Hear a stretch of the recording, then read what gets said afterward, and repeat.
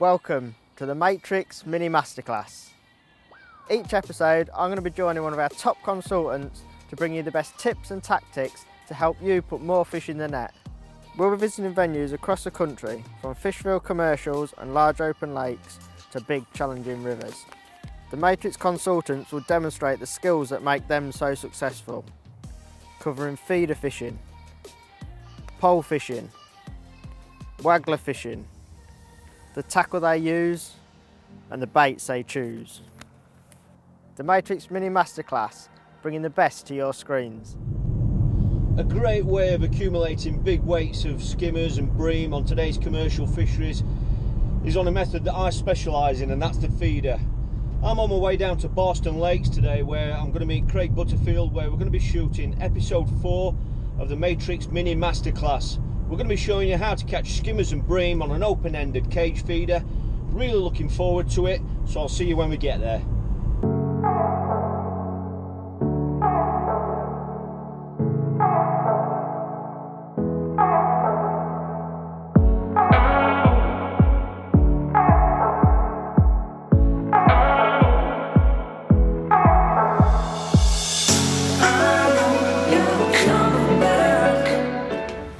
Right, well, we've arrived at the fishing, and as you can see, the weather's absolutely terrible. It's been gorgeous all week, and that's the way it is, unfortunately. So we're at a cracking venue. A lot of you already know Barston, so what we're going to do is, it's going to make filming a little bit difficult, unfortunately. So what we're going to do is, we're going to get down to the peg, get some kit set up. It's forecast to brighten up a little bit later on around lunchtime, so hopefully if that happens, we're going to get some great footage for you. So I'm going to go get set up, and we'll see you in a little while I'll talk you through my rigs and tactics.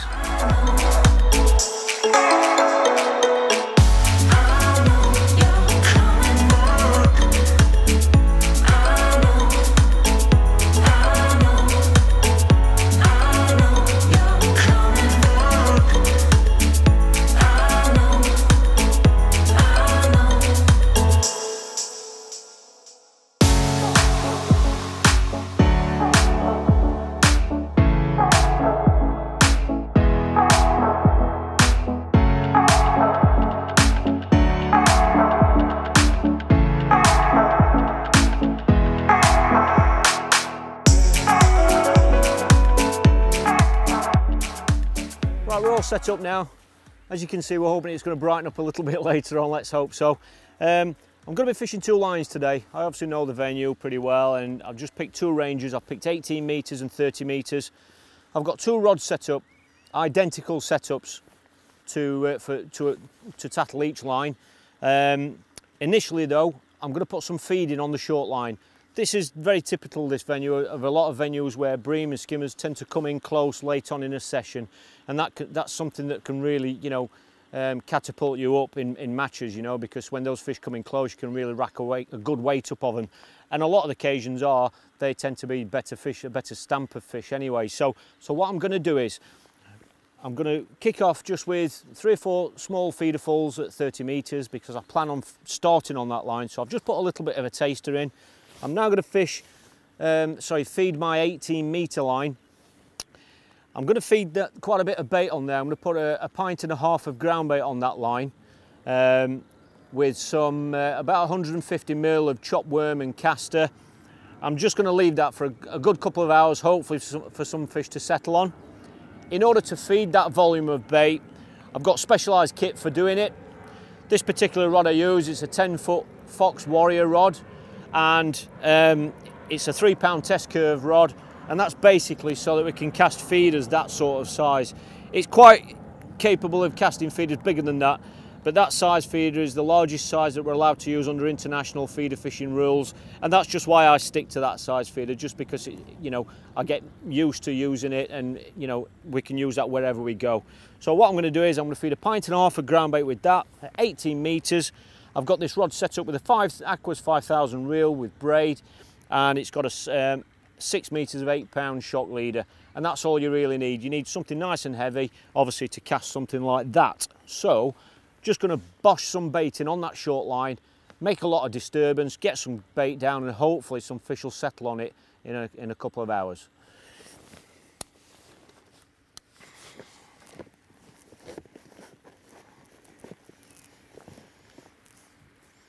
It's a nice cage feeder, so the water's going to get access to the ground bait.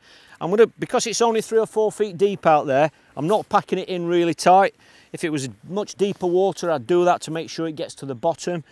But as you can see, I've only lightly squeezed that in so that when it hits the bottom, I can just empty that and just get, I think, 1.5 pints of ground bait. With the amount of bait I'm putting in is about 4 of those feederfuls. So let's get some in.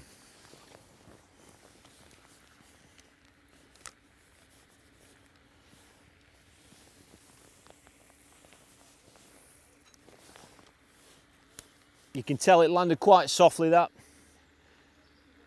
And when you're doing it over this sort of range with a 3-pound test curve rod, it's not really a cast, it's more of a lob. Obviously, if I was punching it further out, I've fed with this rod and this feeder up to ranges of 40 metres before, and that's when you need to punch it a little bit more. But when it's just this sort of range, it's just a gentle, smooth lob. And that's the key to it. You've got to be smooth. One bad cast, and obviously you're depositing a lot of bait in the wrong spot. So it's much better to take your time, make sure you get them exactly where you want them, because you don't want to start making mistakes. So it's important to just be smooth, and it's just a gentle lob. Hit the clip, and as you can see, it's quite a soft landing. You can tell the ground bait's soft.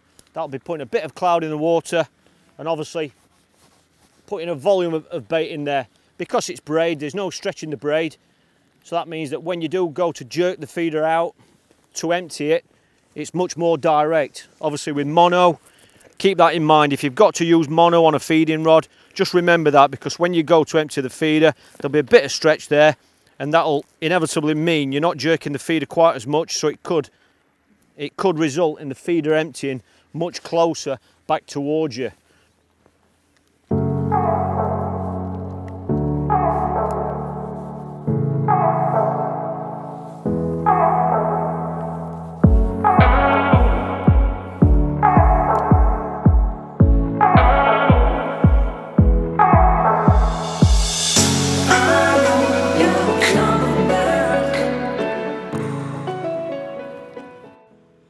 As you can see, it's finally brightening up, it's finally stopped raining.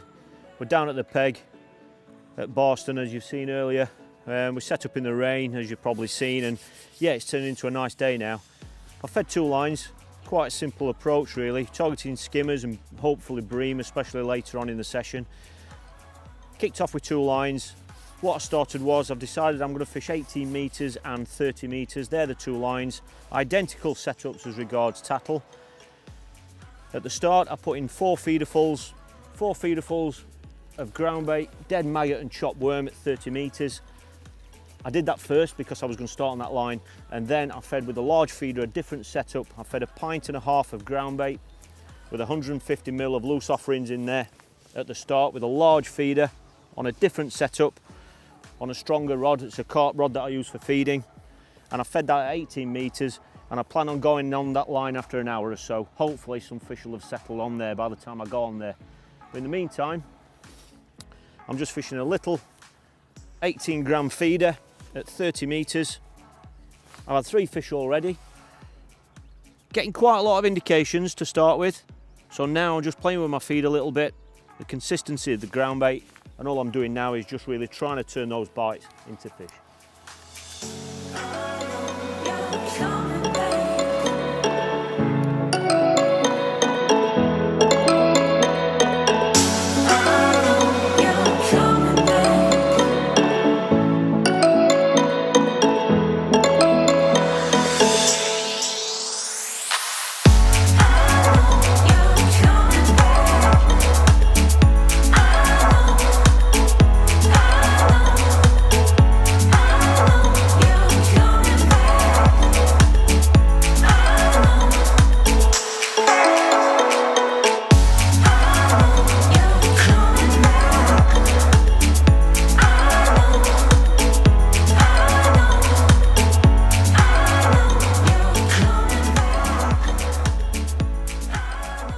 Started getting a few indications now.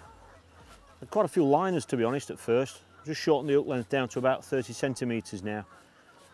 Double red maggot.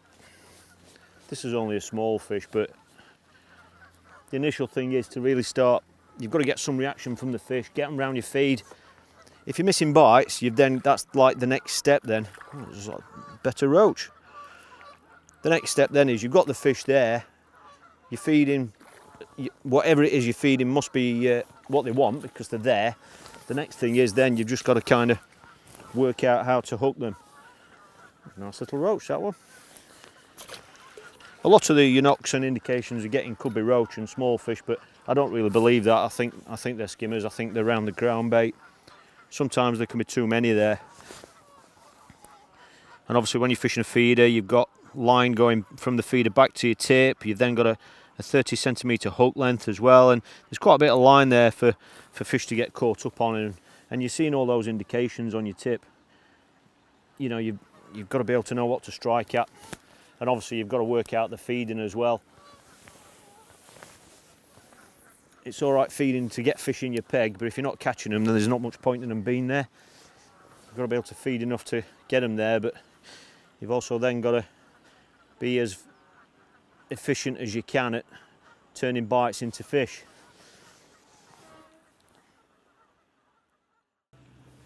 We've introduced quite a bit of feed at the start. The first 4 or 5 casts I really put plenty of maggots in there and chopped worm just to get some fish there. I'm now getting quite a lot of indications now. The vast majority of them are line bites. You know, you just get to be able to tell that. So the next thing now is just kind of trying to work out how to turn those indications into fish. Last 3 casts I haven't put any feed in, just ground bait, just to cut down on the loose offerings so that hopefully they're just going to see my hook bait there, and that'll be the one, you know, that's going to result in a fish. So I'm just going through, I've just tried worm, they're just kind of pulling the end of the worm. I think there are 1 or 2 small fish there, but I'm just going to go back to double red maggot. As you can see, I've shortened the tail right up now, the hook length. I'm not going to put any feed in again, just to see if we can nick a fish, and just kind of fish for 1 at a time. Sometimes that's just the way to go, even when you're fishing for skimmers and bream. On these sorts of commercials, there can be so many fish out there, just like they are when you're fishing for F1s and roach. When you're pole fishing, it's exactly the same principle on the feeder. And in theory, there should be more fish out there because it's further away from the bank, and you'd really think, you know, in theory, the fish would be a lot more confident out there. So, you know, the problem can be just as bad. So all I'm going to do now is just start ringing a few changes with the hook baits and the amount of feed I'm putting in, and try and turn some of these indications into fish. Like I said, I've just been experimenting with the feed a little bit, and I've just had, that's the 6th cast without any feeding. So all I'm trying to do now is, it works here in winter. I've done well here in January and February, where I literally have not fed a single thing throughout the whole match. The only thing I've put through has been ground bait. And all you're doing is you've got to pick the right range. You know, you can't just force the fish to any range, especially in winter. You've got to go to them and to where they feel comfortable feeding. Your next step is, once you're happy you've found the right line to be on, especially at the right time of day as well, because that's an issue, you're then just using the ground bait itself as a trigger. Fishing these commercials are curious fish. They've got to come to any sort of a plop on the water, any sound, any scent, any smell, because, you know, there are that many fish in some of these fisheries that if they don't learn to be more competitive for food, then they simply don't get fed. So you're using the ground bait, you've got the plop of the feeder, they're going to come to that anyway, regardless of what you've got in it. You've got the colour of the ground bait, brighter coloured ground bait can be good, but you're then using the ground bait itself as an attractor to draw the fish in. And once the fish is there, because you haven't put loads and loads of bait down, there's literally only your hook bait there for them to find. And you're just trying to make your rig and everything about what you're doing more efficient. And like I say, that seems to be working now. I'll just continue to do it. If the fish drift off, sometimes that can be because they've spooked a little bit, but on other occasions it can be because you've simply not fed anything, you know. Sometimes when they do come into something, they want feeding. So it can be a constant game of regulating what you're putting through. So I'm going to continue now just to put ground bait through and just see how it goes from there.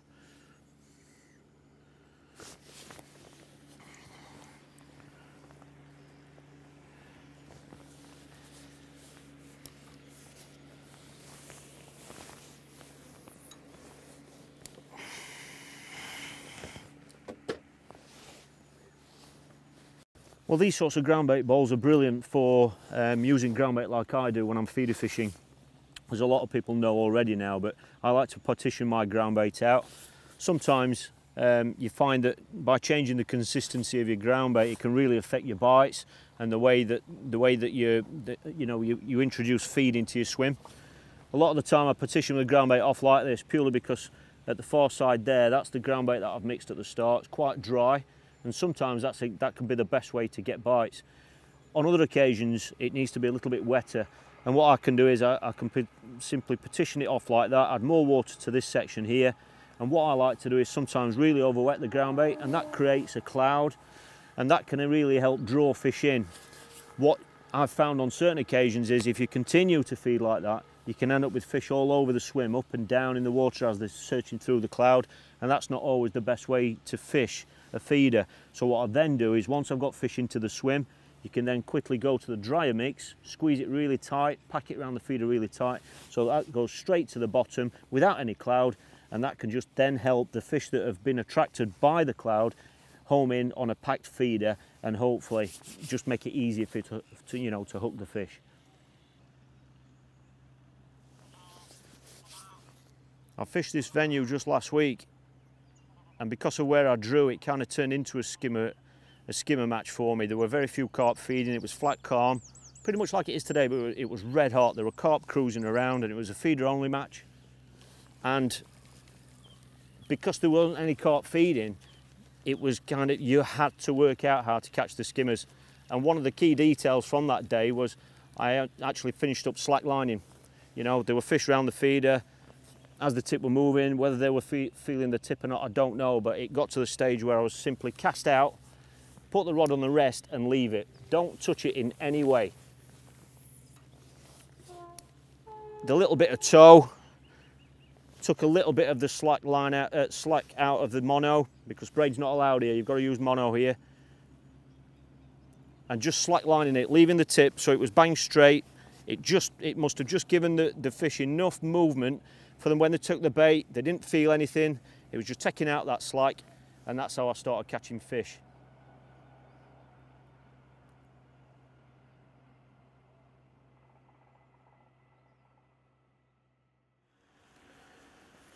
Well, a lot of venues with fish these days on the open match circuit, a lot of the venues are quite shallow close in, and I don't know about you guys, I know a lot of you out there are like me, you like to be comfortable. When you can get in the water with a platform like this, it just means, you know, there's water in your net and things like that. It's just a lot more comfortable. It's something I prefer personally. If you're going to do that, obviously you've got to do it, you know, in a comfortable way. You've got to have all your bits of kit around you.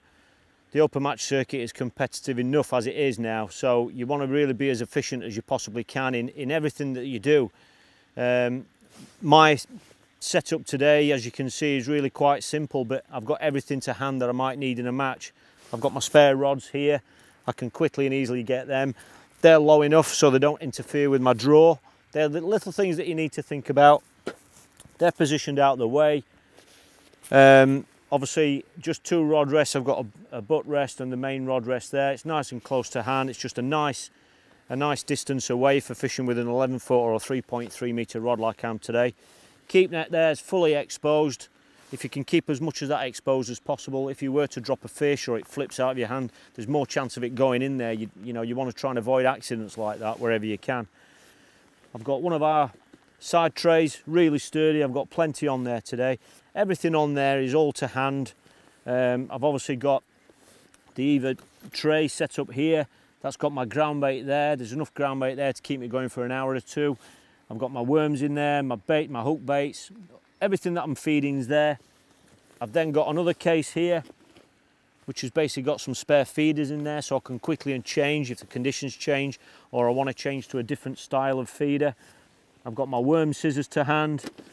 I've got the double-sided feeder box there again. I don't have to get off my box for anything.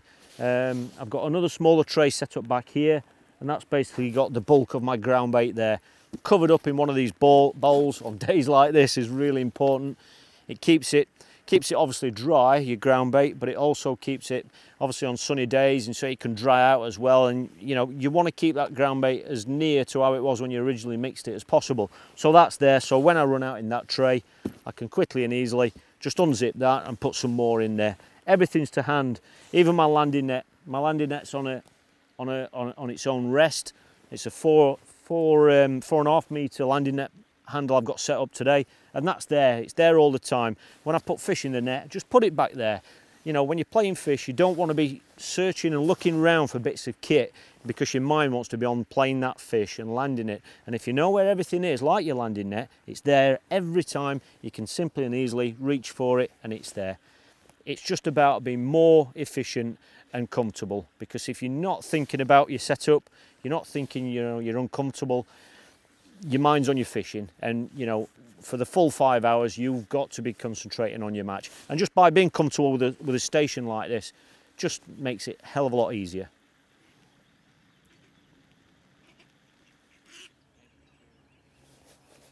Well, again, I've just had 2 casts now, no feeding again, and there's loads of indications there are lots of fish out there. This is definitely catching me 1 or 2 fish now, but I mean, it feels quite negative, to be honest, for the number of fish that are probably out there. But I'm just going to stick with it. While if I can get a fish every cast, you can't really get much better than that. But it's just a case of how long you're actually having to wait for bites. That's the next issue.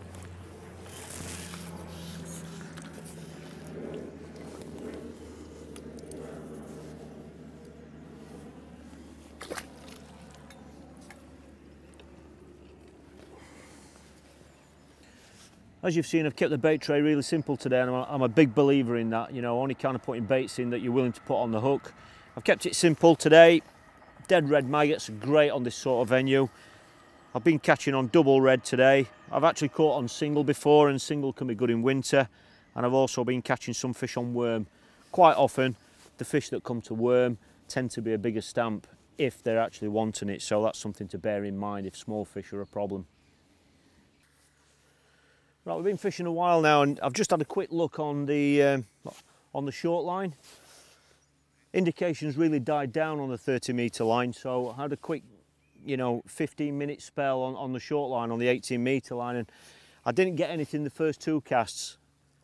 But then I went in on the 3rd cast and caught a small skimmer, and then next cast I had a slightly larger skimmer, but that's it. I've not had another indication. It appears they've not settled on that yet, so rather than just keep plugging away, I don't want to risk disturbing any fish what might come in on there. You know, if they're going to come over it in 1s and 2s, I don't really want to disturb them until they've really settled and got some confidence, because that's the line where you can really build a weight. So I've just gone back out onto my 30-metre line. Didn't get an indication the first couple of casts. I've just put some bait in now, some more chopped worm, some dead maggot. I've just had a drop back bite then. So I'm just going to try and get some feed in, try and get some fish back around that area, and then just try and turn those indications into fish again. Shorten the tail right up.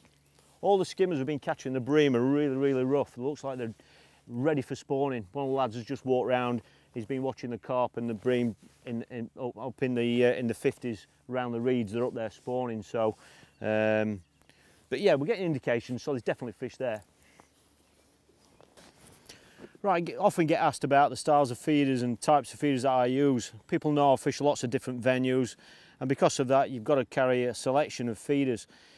A lot of the feeders you see in the market today, they're all designed for a reason. It's really quite simple. A lot of the fishing I do revolves around fishing a cage feeder.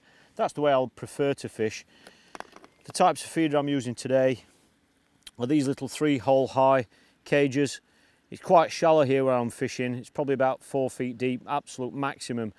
And so fishing with a cage feeder's perfect for that, you know.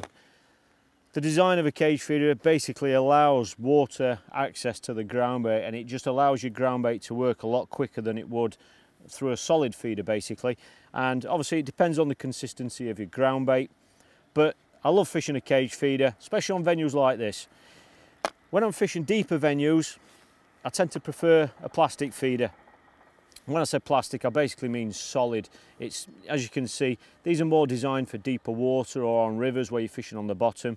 Because of all this solid casing here, it stops water getting access to the ground bait, and therefore it just kind of encourages the ground bait to still be in the feeder when it reaches the bottom in deep water. And that's very good for when you want to concentrate fish and your bait down on the deck.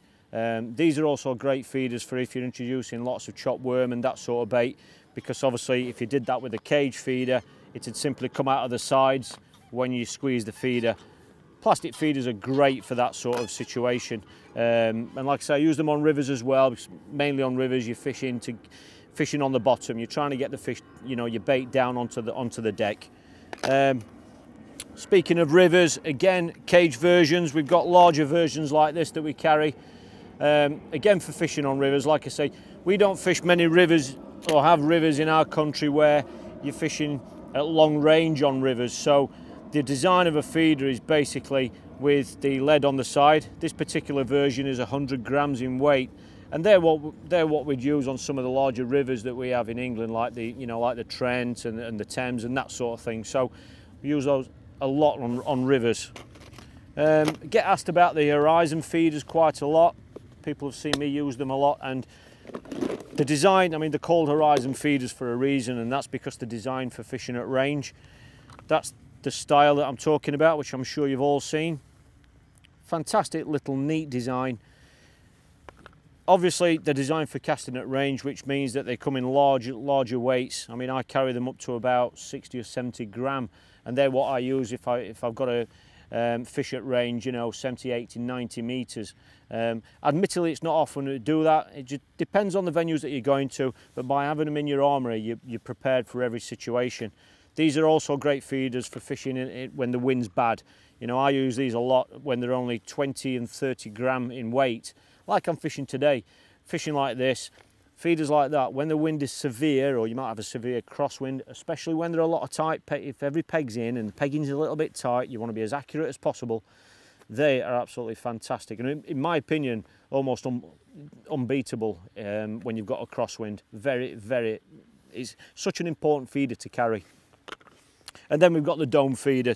I've been asked about these a lot. They've not been out too long, but I carry these everywhere with me. My first outing with these was on the Trent, where I won a match at Home Marsh. I had about 120 pound of bream. I fished a 50 gram version that day, and basically the design of that should really tell you what it's all about. The dome there makes it more streamlined for when you're casting, but if you turn it that way, it's a basket. That is basically what it's for. It's for introducing larger quantities of loose feed. You can see, you know, you can really fill that feeder up like that. There's lots of bait in there, and then all you do is just cap it with ground bait. That's what it's designed for, and it's something I carry everywhere. Sometimes a quick influx of a lot of feed, just cap it off with ground bait, can really draw more fish in.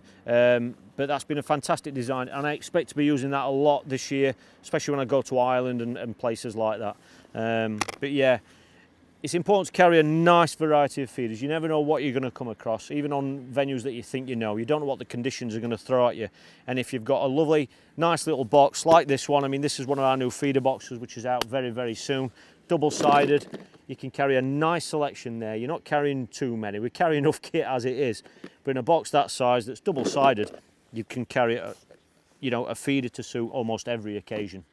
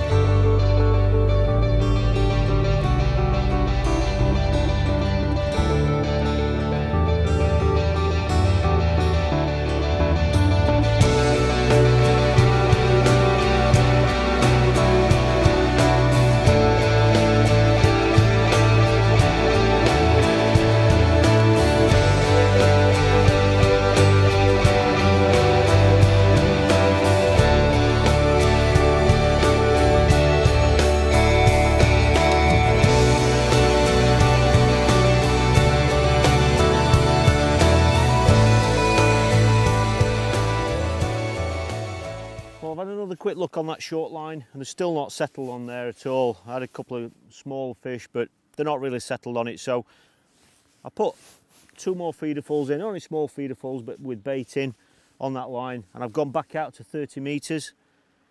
I had a couple of liners the first couple of casts. Again, the fish are not really settled properly, so what I decided to do was put some bait in, but really pack it in the feeder. I've gone to the dry side of the ground bait and really packed it in quite tight, and I had something like 4 or 5 fish in as many casts. The biggest thing today, we've had 1 or 2 nice, well, you'd call them bream, I suppose, but the average stamp today is quite small. It's probably about £1.25 pounds, which is quite interesting. Whether that's a ground bait mix issue or not, I don't know. It could just be the peg or the time of day, I don't know. But so I'm still out at 30 metres, just put a nice little run of fish together, double dead red maggot on the hook, again with a short tail, and just really sitting on my hands now. You've got to ignore all those indications that you're getting. There are fish cruising around. You've just got to wait till you're absolutely certain that that fish is on before picking up. I don't think they'll be far away. Oof. Just hooked a carp, reeling in. Oh my God, look at that. I don't think we're going to be seeing this one.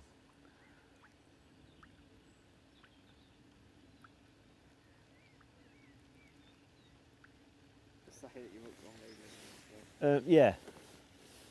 Well, there could be more fish on that 18-metre line than I thought, because I've just been reeling in and I think I've hooked a motorboat or something. It's already 2 pegs to my left. I'm not sure we're going to be seeing this one. Still, it'll be a good test of the rod and tattle, won't it? Oh, he's off. Just as I said that, no! And there we go, look. There we go. Was that one of the elusive 30-pounders? Now that's a scale.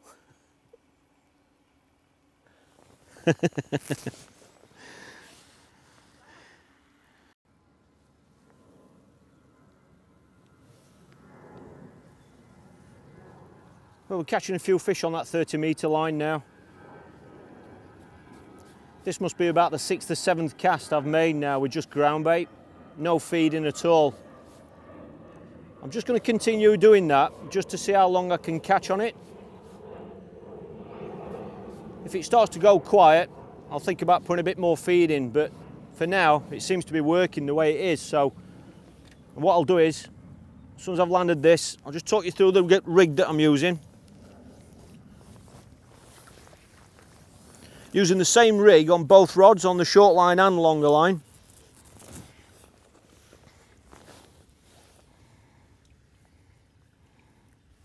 Lovely condition fish.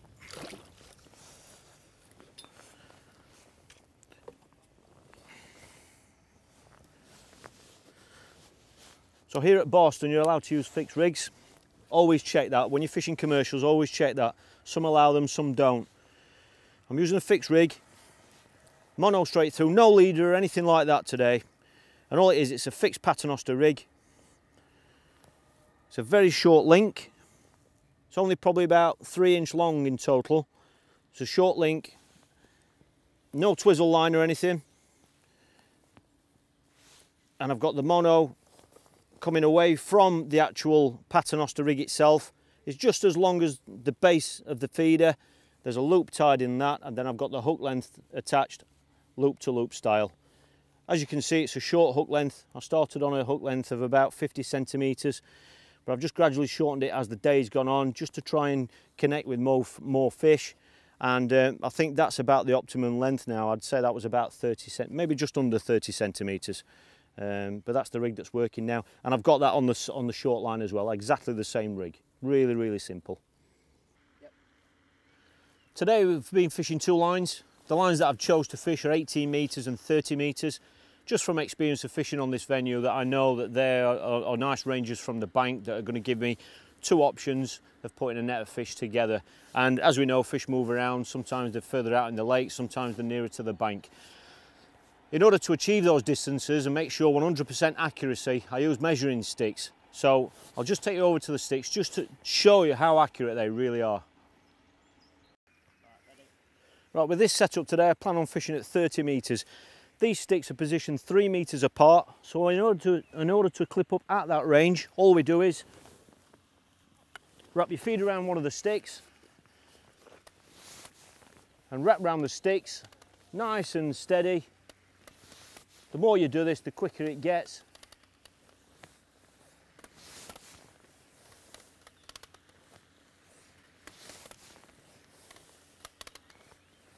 27, and then on to when you get to your 30 metre mark, which is 10 wraps, simply take the bail arm off, put the line behind the clip, and you know now that that is clipped up at exactly 30 metres. No matter what rod you want to use on that line, you know you can be exactly bang on 30 metres every time.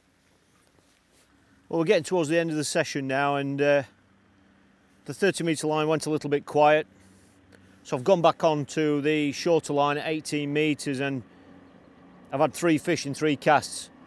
So typical of this sort of venue where the fish come in later on. Interestingly, the fish haven't been quite as big as I thought they may have been. I fished very similar to this last weekend, and a lot of the fish were 3-pounders. Today they're still that sort of £1.25 size. So, but I've had 3 in 3 casts, getting some indications now then, so it looks like some fish have settled on that feed. Like I say, it's getting to the end of the session. Just going to fish it out now, spend the rest of the session just on this line and just see what happens. Like I say, I'm getting indications. I'm fishing double red maggot, and this particular one's a really small fish. I'm just going to stick with it, see what happens. I think it's even a perch. There we go. Not ideal in a bream match, but nonetheless. Not long of the session left. I'm going to stick it out on this just to see what happens now, just for my own curiosity.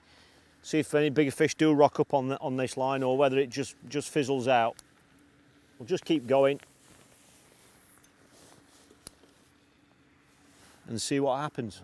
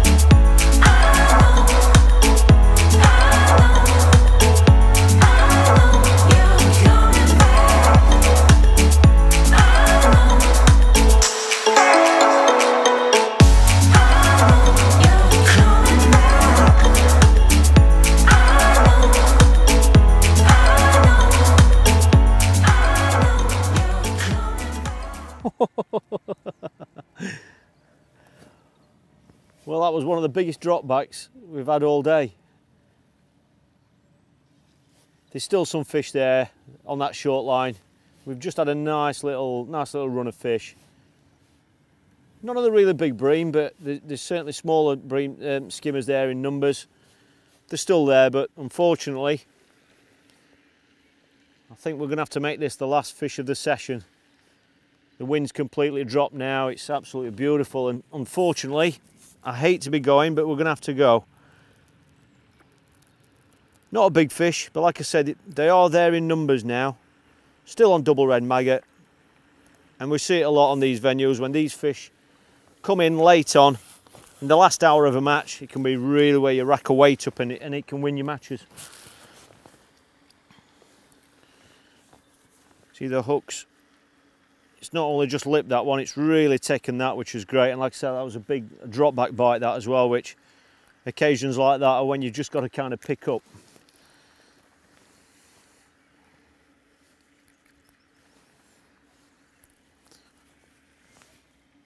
So that's it really for this session.